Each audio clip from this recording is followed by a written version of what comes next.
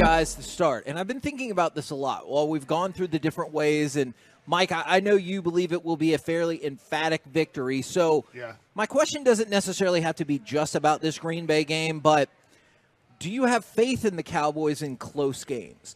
Because one of the things that we've talked about all year is this has been a fairly unusual season for the Cowboys in terms of most of their games have been blowouts. Now, unfortunately, a couple of them have gone against you, but for the most part, your games have been blowouts. The Cowboys are 3-2 in one-possession games this year, and they've only won 2 games all season when they've trailed at any point after the first quarter. Oh, really? Yeah. Now, part of that... So don't trail after the first quarter is what we're learning. Now, part of that is also they have gotten out to really hot starts in the first quarter. Valid. But compare that to Green Bay.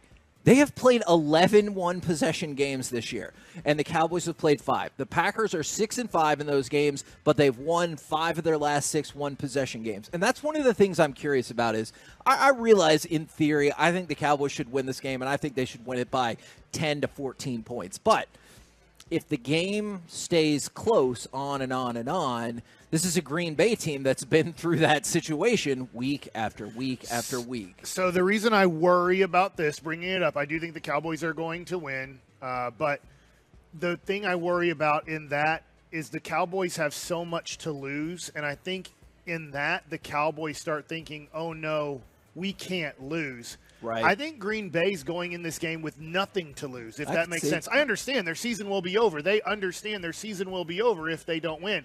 But they're going in it going, in a way, hey, what an accomplishment to make the playoffs. Let's go to Dallas and see if we can shock everybody and win this game. And if it gets to the fourth quarter and it's within 1 score, either way, I think all of a sudden Green Bay is like, we're going to do this. And I think the Cowboys are going to think, oh, my God, this can't be happening. Yeah. And so that's what scares me in this game, if it is very close in the fourth quarter, is the attitudes on both sides of the field. I would be scared if the offensive coordinator was still Kellen Moore, because I don't think Kellen Moore really had a plan for what to do when down and like when you have to do these things. Now, do I trust Mike McCarthy's clock in close games? No. I still have questions, man. I mean, that's a nice way to put it. I do not. His decisions to say, you know what, I decided I'm going to be aggressive now. And you're like, why? You weren't aggressive before in this instance, and it worked out. Or his decision to say, I'm going to be very conservative. I never know which one I'm going to get in those instances. So I think trying to win the game is the most important thing rather than trying not to lose it, obviously. But I do think that he pays attention to details that are going to matter in those moments. Whereas I thought, like, Dak Prescott, not knowing what his job was against San Francisco a few years ago, what he was supposed to do there. I think that this team has a little – I think Dak has the experience to slow it down a little bit whenever it's late in the game, and I think that's going to matter for him. You just used a really important word right there, experience. So Green Bay enters the postseason with a combined 74 games of playoff experience. That's the fewest any Packers team has had going into the playoffs, and you understand why with the turnover of the quarterback and everything like that.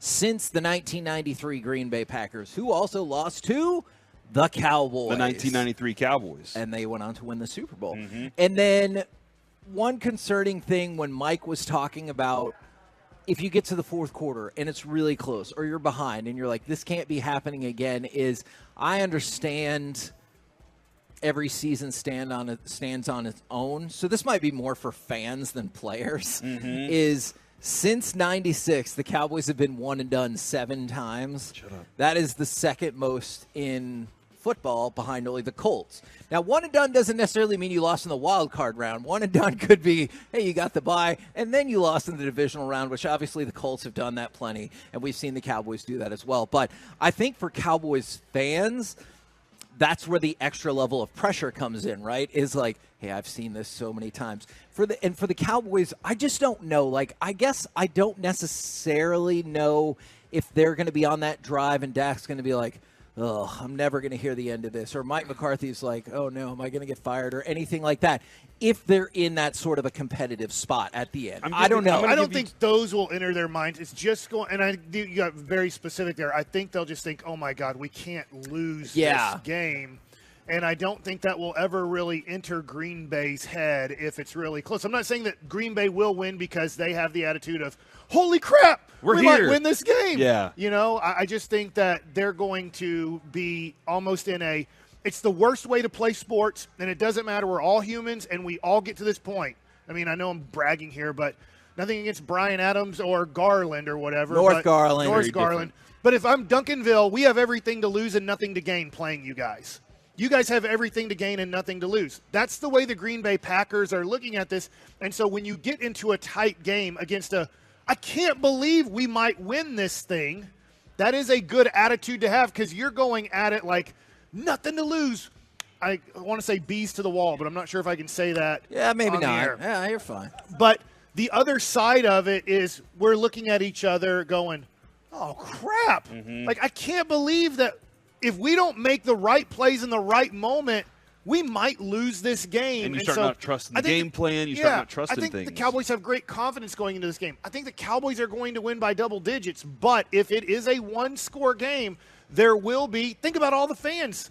Oh, yeah. How you're going to feel if the score is 24-20 either way. 1,000,000%. With 10 minutes to go in this game. Would you rather, Kevin, be up early and things get tight in the end, or have a slow start and then be able to work it down at the end? I think, and also, do you want the ball in Dak's hands, or do you want the ball? Yeah, no, you want the ball in Love's hands late? I do want the ball in Dak's hands late if push comes to shove.